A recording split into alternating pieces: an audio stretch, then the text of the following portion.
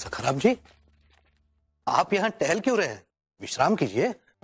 मोरोपंत जी, मुझे देखिए, जाने की बात मत कीजिएगा। जब तक आपकी बेटी विदा नहीं हो जाती, हम आपको नहीं जाने देने वाले।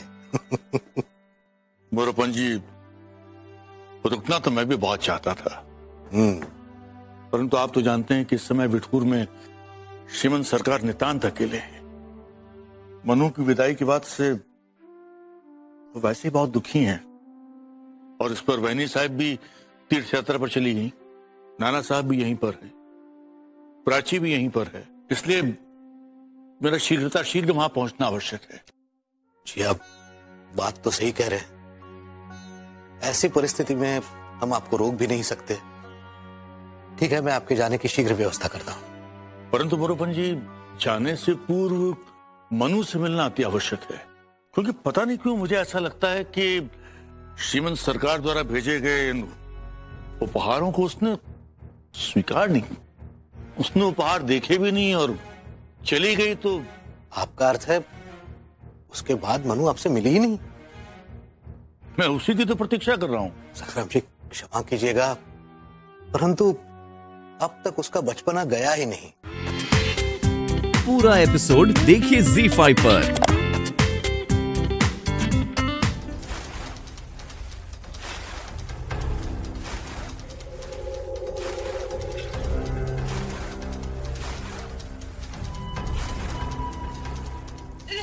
तुझ पे रहम करूं लच्छो बाई, तुझ पे। तुमने हमारे महाराज को मारने की कोशिश की, आज तो तुम्हारी वो हालत करूंगा कि मौत भी तुम्हारे पास आने से घबराएगी।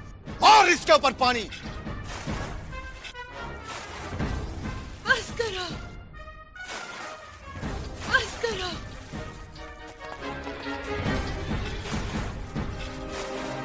रुक जाओ।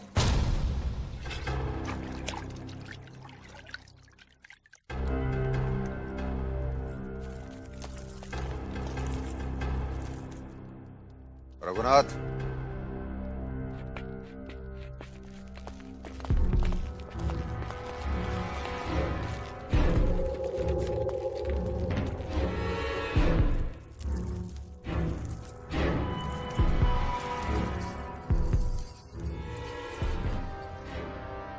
कोई नहीं साहब, दुनिया आपको वैश्या कहती थी, परंतु हम आपको मां कहते थे। आप तो कहा करती थी कि गंगाधर, मैंने तुम्हें गोदी में बिठा के खिलाया, और आज हमारी ही हत्या। आप ऐसा नहीं कर सकते। बस हमें ये बता दो कि ये आपके ये हाथ किसने खरीदे? ये हाथ कभी बिके नहीं है गंगाधर। खैरात में दिए थे तुम्हारे उस भाई को, जिसके पास जाने से उसकी बीवी भी नफरत से मुंह मोड़ लेती थी। मैंने अपनाया था उसे। क्या सिला दिया उसका। आज उसी रघुनाथ नेवलकर की औलाद ना हिंदू है ना मुसलमान, जिंदा होते हुए भी मुर्दों की तरह जी रहा है वो, क्योंकि तुम सबकी नजरों में उसका कोई वजूद नहीं है, लेकिन मेरी नजरों में है गंगाधर, मेरी नजरों में है। और वही है असल में झांसी के तख्त का असली वारिस। भूल है आपकी बहनी साहब, सिंहासन स्वयं को योग्य समझने से नहीं मिलता, दूसरों की दृष्टि में स्वयं को योग्य सिद्ध करना पड़ता है। हाँ, और तुमने अपने राजा बनने की काबिलियत रंगशाला से हासिल की। गंगाधर मेरा बेटा भांडों की तरह नाचना नहीं जानता। बस! क्या बस? सच्ची बात सुनकर दिल मिला उठे। देखना, कल कोई रकासा झांसी के तख्त पर होगी और तुम ठुमके लगा रहे होगे, और बेचारी मणिकर्णिका वजीर साहब,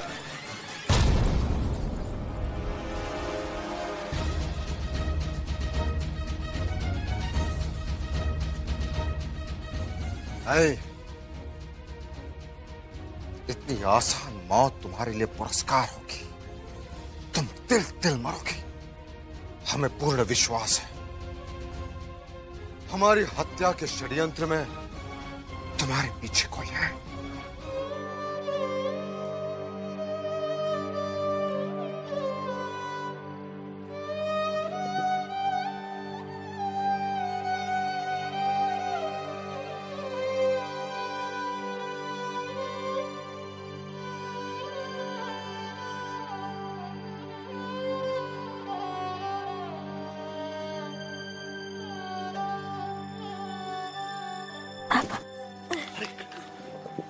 लेटे रहना बेटे।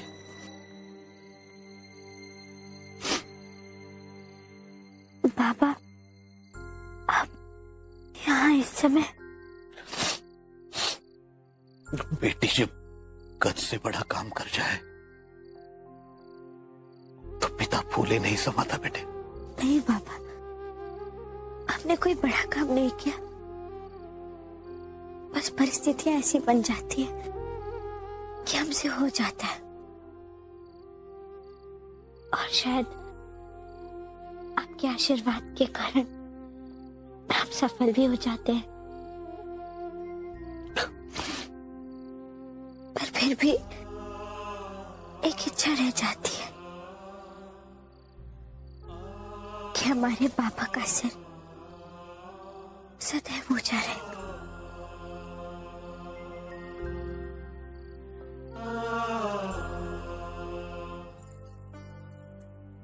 माफ कीजिएगा हुजूर, आपको जहमत दी। दरअसल हमारे दिल को चैन नहीं पड़ रहा था, इसीलिए चले आए। कहिए मोती भाई, क्या समस्या है? नहीं, बस हम यही जानना चाह रहे थे कि लच्छो साहिबा ने ऐसी सफाक हरकत क्यों की।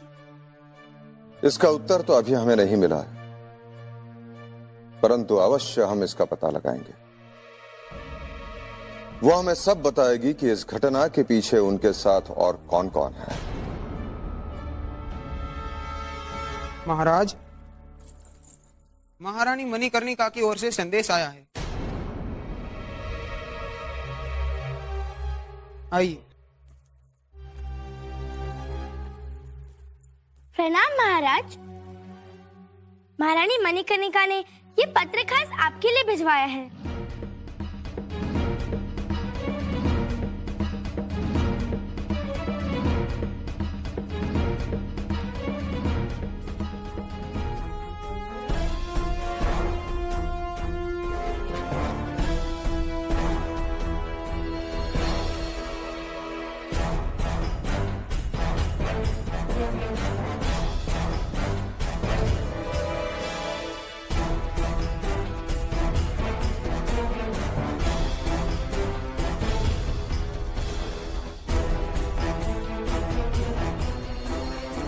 धन्यवाद।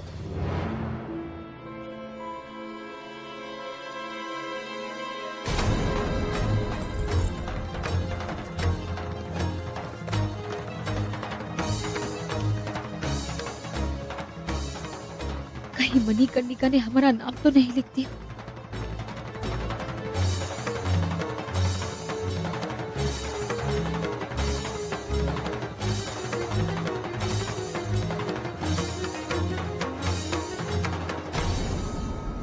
इस पत्र में आपका भी नाम लिखा है।